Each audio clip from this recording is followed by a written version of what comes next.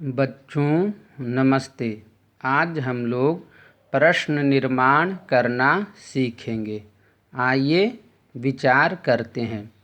रेखांकित पदस्य स्थाने समुचितं प्रश्नवाचकं पदं चित्वा प्रश्न निर्माणं कुर्वन्तु।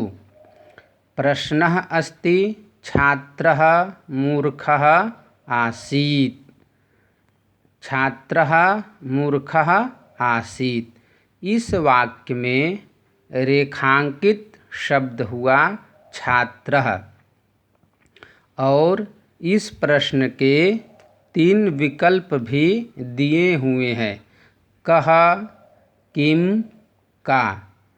इन 3 विकल्पों में से कौन सा विकल्प शुद्ध होगा, इसके विषय में विचार करते हैं।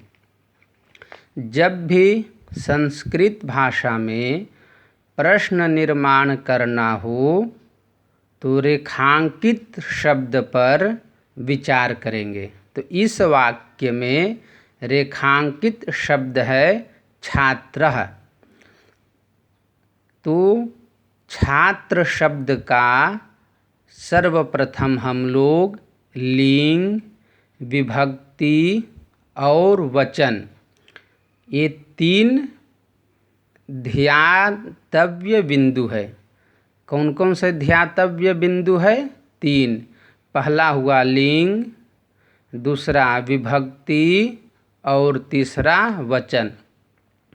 तो छात्र शब्द कहने से पुल्लिंग का बोध होता है, अतः छात्र शब्द में पुल्लिंग है और प्रथमा विभक्ति एक वचन में छात्रः, यह शब्द रूप बनता है।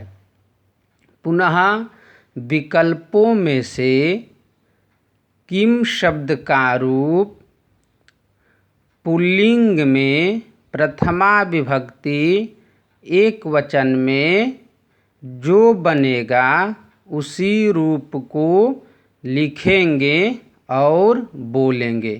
तो किम शब्द का रूप पुल्लिंग में प्रथमा विभक्ति एक वचन में कह बनता है। तो छात्रः इसके स्थान पर कह हो जाएगा। कः मूर्खः आसीत्, क्या होगा? कह होगा। कः मूर्खः आसीत्। किम और का ये विकल्प गलत हैं। पुनः दूसरा प्रश्न, छात्रः कूपम् अपश्यत्।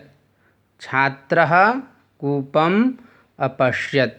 इस वाक्य में रेखांकित शब्द हुआ कूपम। इनके भी 3 विकल्प हैं, कम, कः, केन। इन तीनों विकल्पों में से कौन सा विकल्प होगा? तो रेखांकित शब्द पर हम विचार करेंगे कि मूल शब्द है कूपः। मूल शब्द है कूप। तो कूप कहने से पुल्लिंग का ज्ञान होता है। अब इसमें हम विभक्ति विचार करेंगे।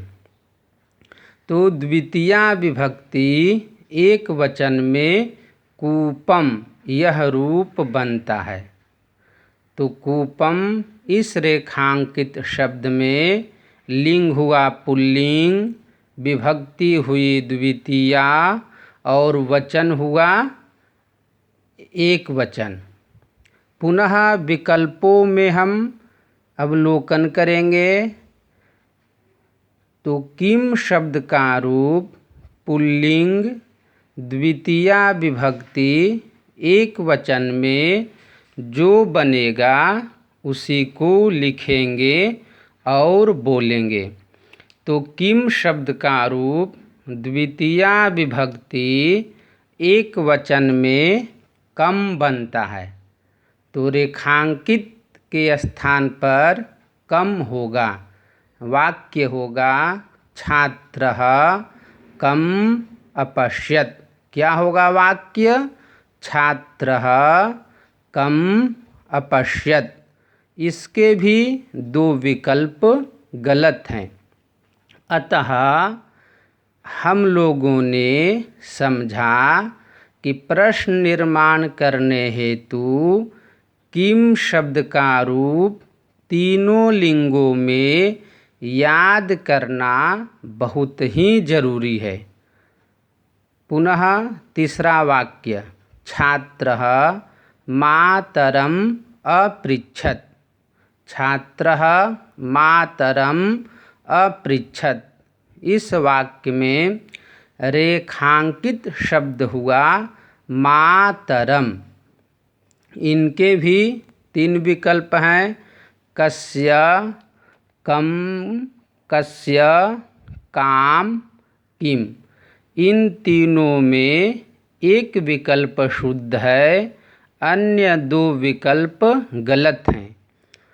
तो मातरम रेखांकित शब्द में हम तीन ध्यातव्य जो बिंदु है उन पर विचार करेंगे। पहला है लिंग, दूसरा विभक्ति और तीसरा वचन। तो मातरम रेखांकित शब्द हुआ, इसमें मूल शब्द है मातृ। मूल शब्द क्या है? मातृ। मातृ शब्द स्त्रीलिंग में होता है, जिसका अर्थ होता है माता। तो स्त्रीलिंग हुआ। द्वितीया विभक्ति एक वचन में मातृ शब्द का रूप मातरम बनता है। पुनः विकल्पों में से हम किम शब्द का रूप स्त्रीलिंग द्वितीया विभक्ति एक वचन में जो बनेगा उसको हम छांटकर अथवा चुनकर लिखेंगे। तो किम शब्द का रूप द्वितीया विभक्ति एक वचन में स्त्रीलिंग में काम बनता है। आपको रूप याद होगा, जैसे का, के, का इति प्रथमा। काम द्वितीया एक वचन में क्या बना? काम। तो मेरा उत्तर होगा छात्रः काम अपृच्छत। क्या होगा? छात्रः काम अपृच्छत। अगला प्रश्न, घटस्य अधः एकः गर्तः आसीत्। घटस्य अधः एकः गर्तः आसीत्। इसके भी तीन विकल्प दिए हुए हैं। तो इस वाक्य में रेखांकित शब्द हुआ घटस्य। पुनः रेखांकित शब्द में लिंग, विभक्ति और वचन का विचार करेंगे।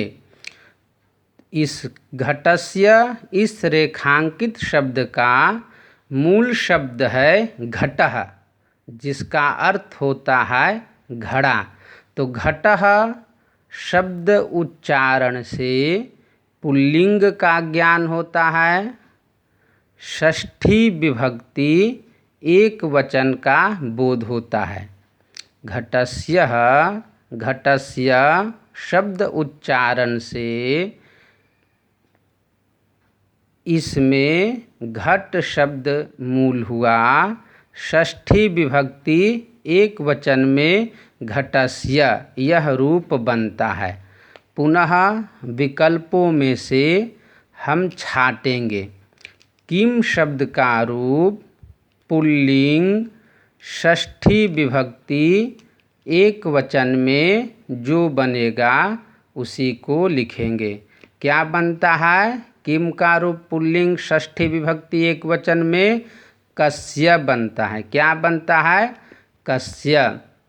तो हम लिखेंगे कस्य अधः एकः गर्तः आसीत्। कस्य अधः एकः गर्तः आसीत्।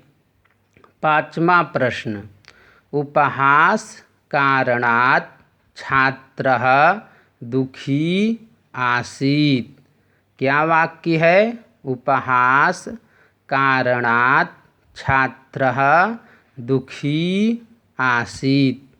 इस वाक्य में रेखांकित शब्द हुआ उपहास कारणात्। रेखांकित शब्द क्या हुआ? उपहास कारणात्। रेखांकित शब्द